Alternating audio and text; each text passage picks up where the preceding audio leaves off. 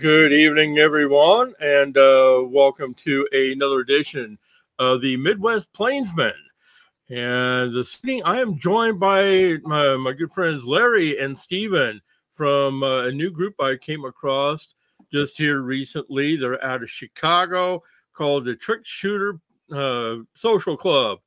And when I first listened to their music, it's like, yep, I got to have these guys on the show because it's original music that gets my attention.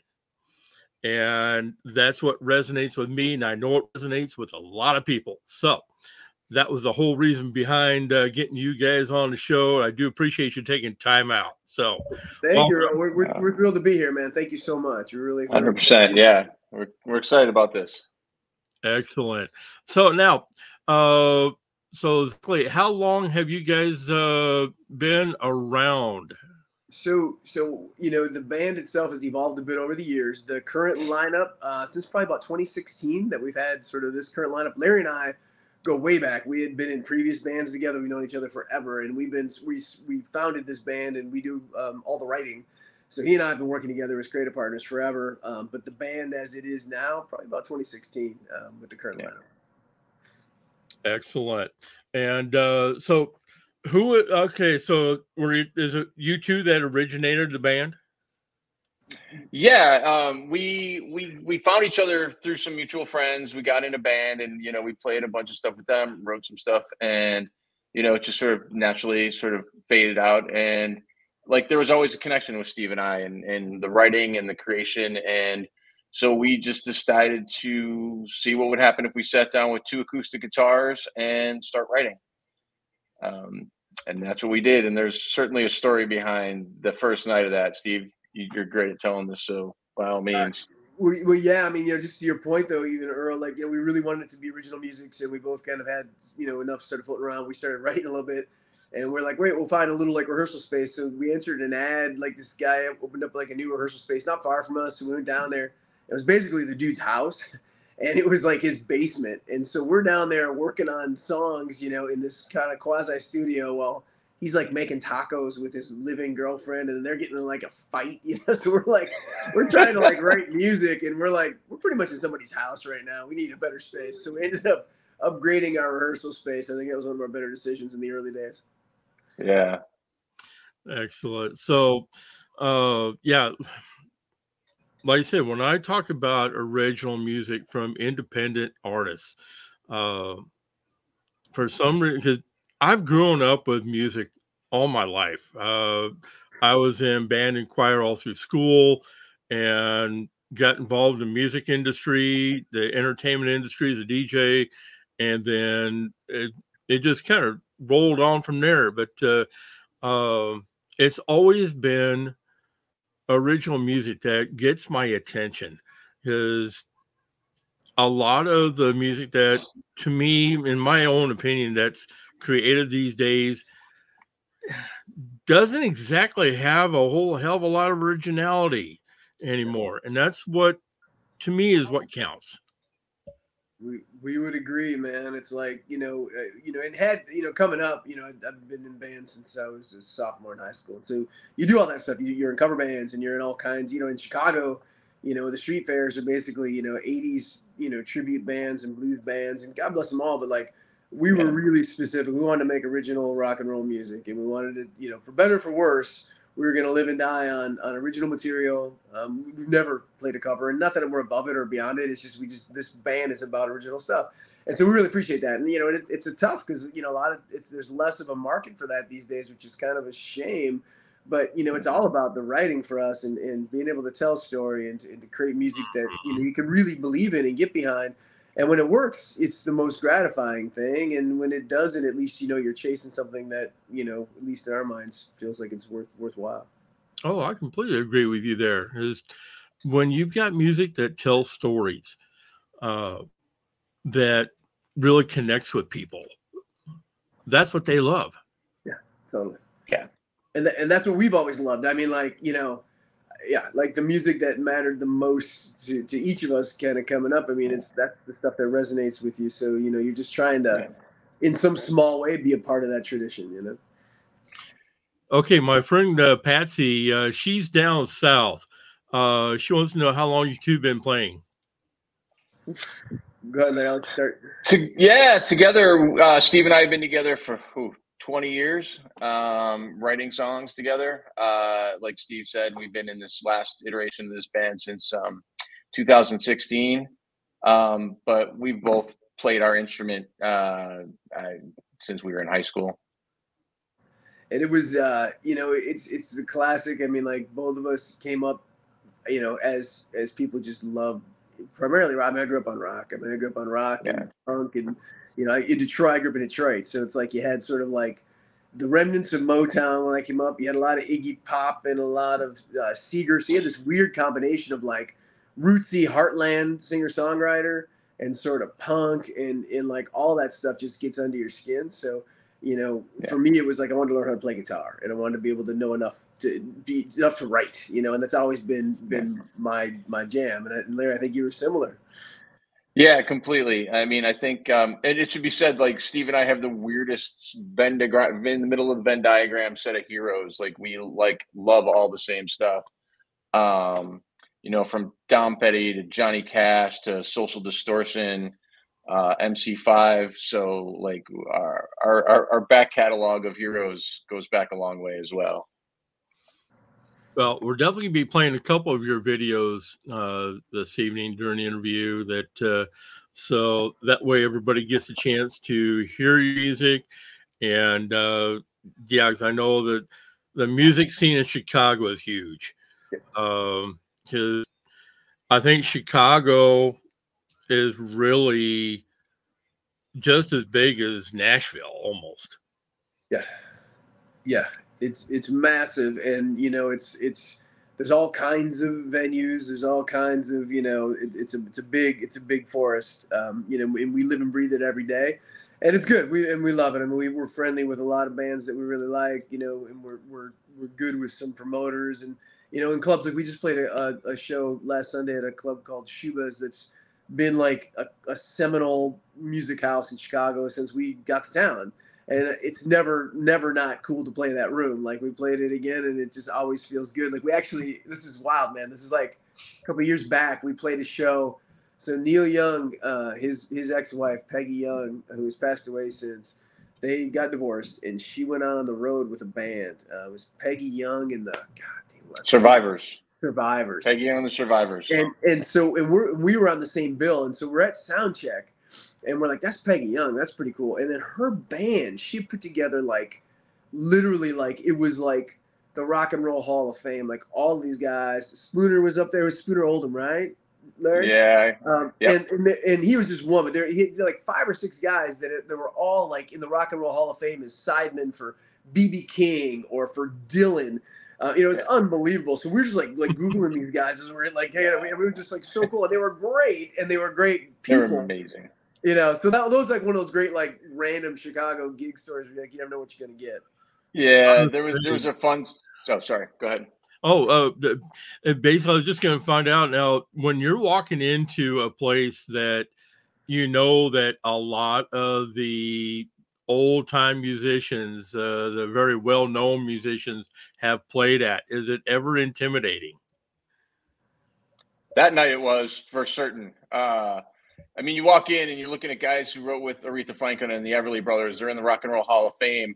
I myself was determined to buy Spooner Oldham a drink, and I have to say, like, he was the nicest guy on the planet. I bought him a drink. We sat down. He told us all the stories of Muscle Shoals, which is where they were the house band. And then I was quickly brought down to earth by Peggy Young. So he's like, "Hey, how about you go get me some water?" And I'm like, yes. All right. I mean, it's all worth it. He's like, yes, ma'am. But they were great. I mean, guys who just like brought us under them for the opening act, they were great. They were, he had one of the guys that just bought a new amp, and he like walked me through it. He's like, "You want to play it?" And I'm like, "I don't want to touch or break any of your stuff." But they were super sweet. But to your point too, though, Earl, like, yeah, for sure. Like the Metro is another place like we both really love a lot. It's really great, like Chicago Rock Club. And like everybody's played there, like all of our heroes, like Larry, you actually saw Pearl Jam there, like before they even toured. But like like literally every rock act that we've ever loved, and people still play it. And when you go there, you can feel it. I mean, it feels a little bit like rock church. You walk in and it's just got that energy. And you're backstage in that green room, and there's no doubt about it. You know, you're like, wow, everybody's signing the wall, and like, there is an intimidation factor of like, wow, here we go. But it's also, you're also just thrilled to be in that mix, you know, and just to hit that stage is a real honor, you know. Yeah, and back to your point, Earl. I mean, there are a lot of Chicago places that, I mean, they're authentic Chicago music, be it blues, be it rock. House of Blues is another one where you're backstage and they take every set list of everybody who's ever played there and put it on the walls of the back. Like, so you catch every there from Prince, like literally like Prince's set list from like, you know, 93. You're like, really? Yeah. You know, to this little, we've been lucky to play this little corner joint that we found called the Montrose Saloon.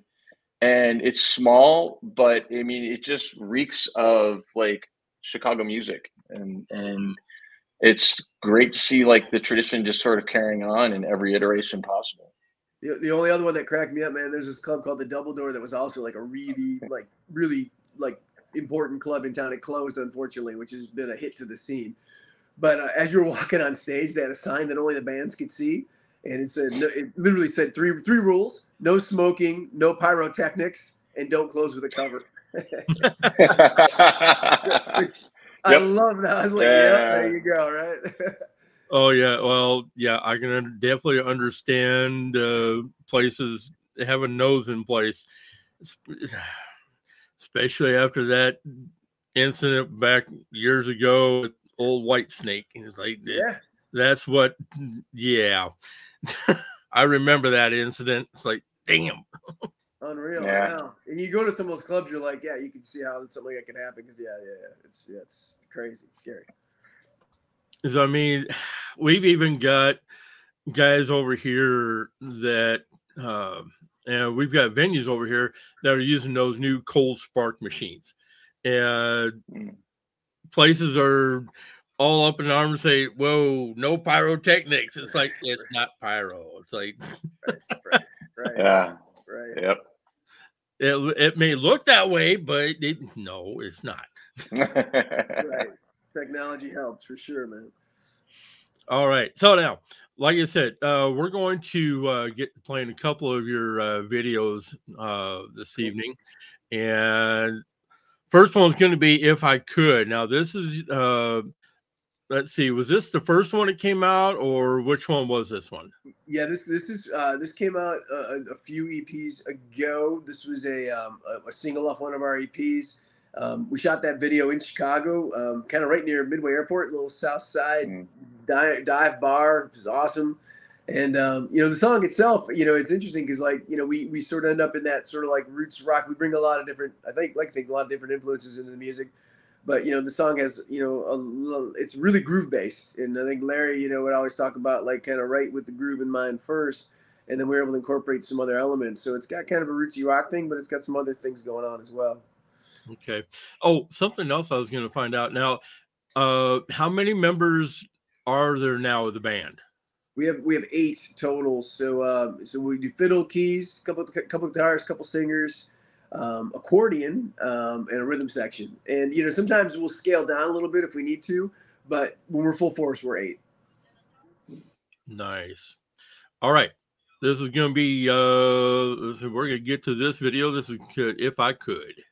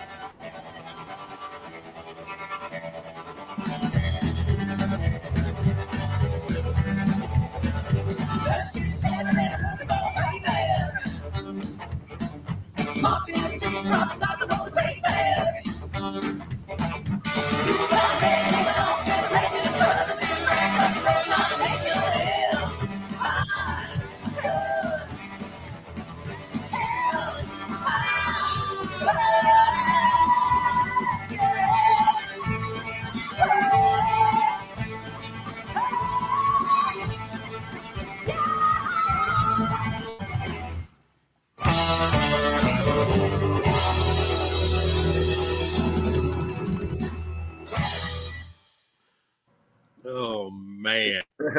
Well, I got to say that yeah, that is classic Chicago music. Right? Yeah, totally. I appreciate that, man. Yeah. Yeah. Groove first and everything else follows, I think. Now, which place was all that made in? Which place was that filmed in? I'm trying to remember the name of the bar. Do you remember, Larry? It was down by It was in Berwyn. I think it was just like the Burning Corner.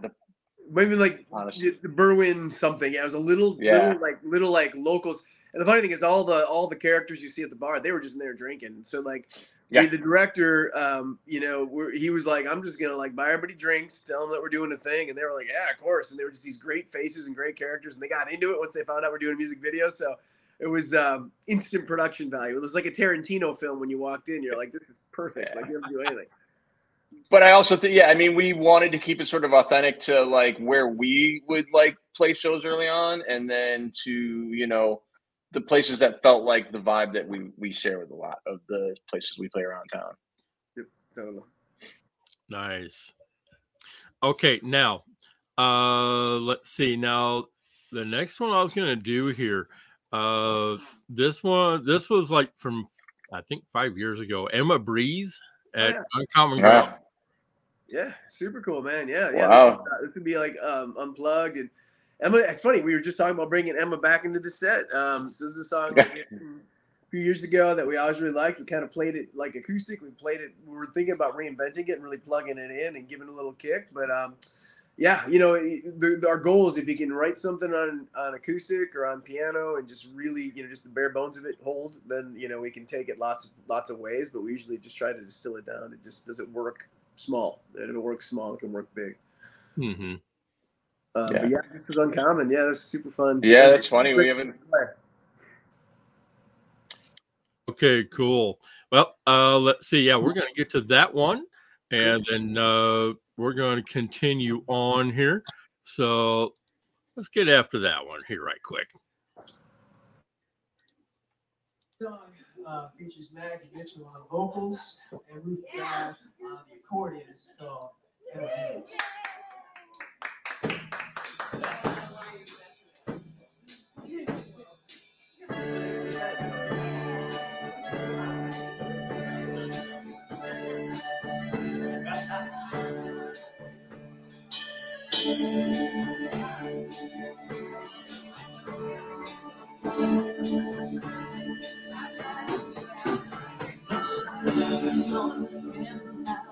To shake the shadows of the sun to find another night. Feeling to a couple miles from home. She's invisible. She imagines she's perfect and impossible. She can't answer the phone. She's probably already told. There's something bad. It's not such sweet soul for you. A little ready to find baby, what you got to believe. She is the love. I can't wait to find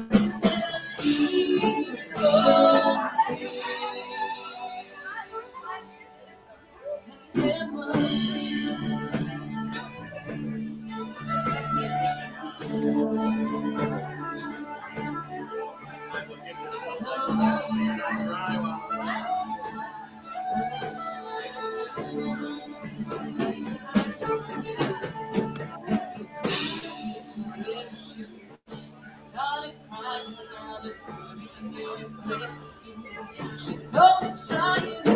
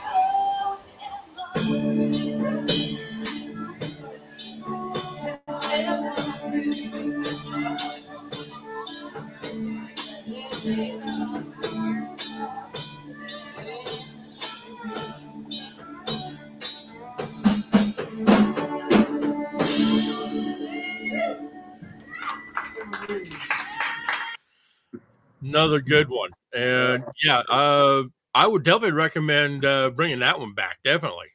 I gotta tell you, man, this is maybe it's meant to be, Larry. Maybe we gotta think about it. Yeah, right. Yeah, I I'll was just gonna go say back. this might be a sign.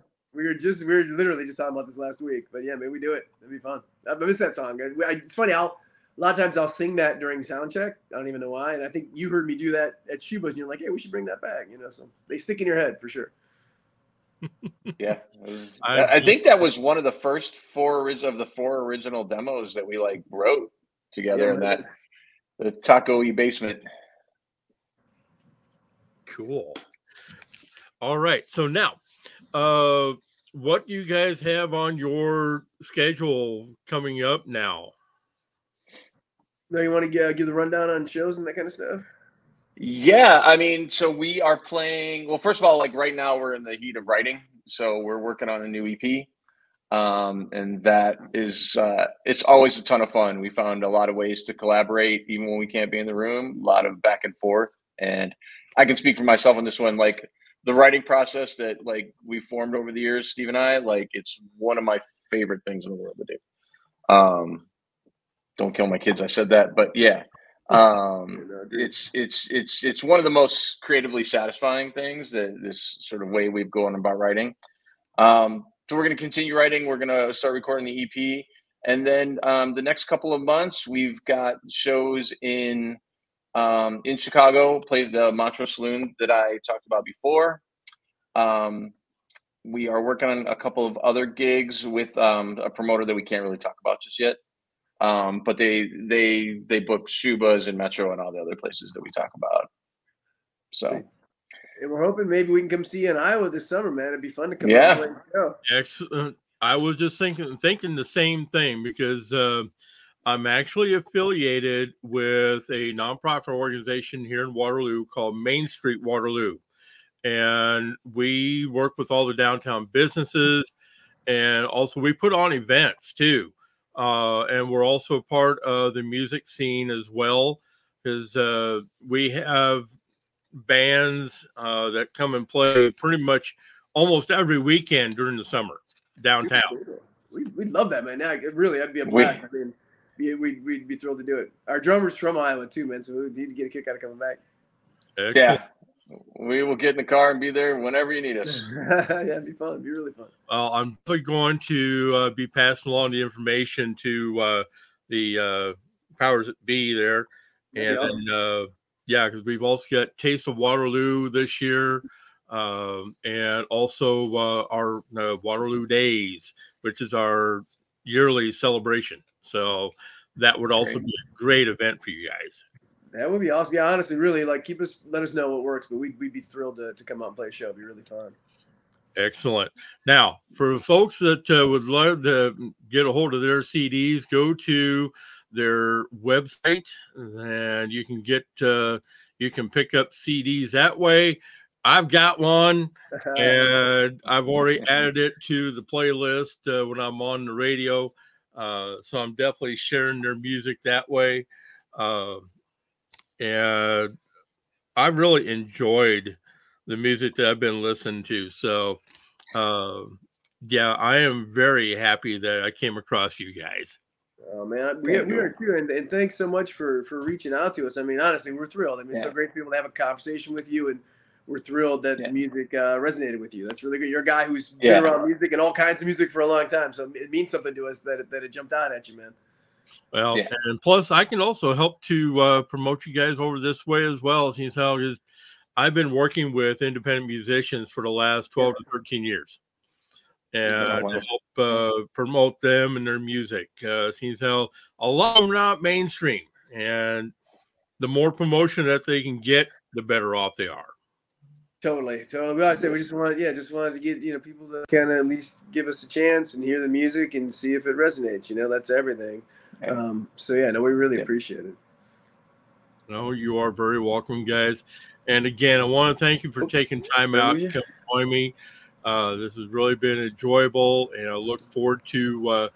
Sorry, guys, I'm not getting any sound. You guys, hopefully this summer sometime, and have a chance to come over this way. Excellent, and because I'm only 4 hours from Chicago, so road trip is not all that big deal. Well, and that works both ways. We will come to you, but come on down to Chicago, and we'll do the deep dish pizza, the ribs, and the blue scene. Yeah, I miss good old deep dish pizza. I miss that. We do hold that up as the real deal. Cool. All right, guys. Definitely want to thank you for coming and join me tonight, and definitely be looking forward to seeing you this summer. All right. We'll stay in touch, Earl. Thank you so much. You are very welcome. And Patsy, I want to thank you for tuning in as well. Thank you for sharing this out to everybody. And then, if you want to know more, definitely reach out to them at trickshootersocialclub.com. You can also find them on their Facebook page that I've got scrolling across the bottom here. I think we lost connection with your buddy. Yeah. Sound. The Chicago weather claims another. Yeah, I know. You guys get the lake effect up there, man. We do, and Steve and I are both very close to the lake. Painfully close. Man. But yeah, All please right. reach out, Patsy. Thank you. And again, Earl, thank you so much for listening to our stuff and then reaching out and bringing us on. We appreciate it, and thank you. Okay, you got sound now there, Steve? Can you hear us, Steve? I guess Can you not. hear us? Hey, sorry, guys. I can't hear you, but I can see you. You look great. Okay, no problem. No problem. All right. This has been another edition of the Midwest Plainsman. Appreciate everyone who tunes in on a regular basis. If you have questions for me directly, you can reach out to me at the Midwest Plainsman at Gmail.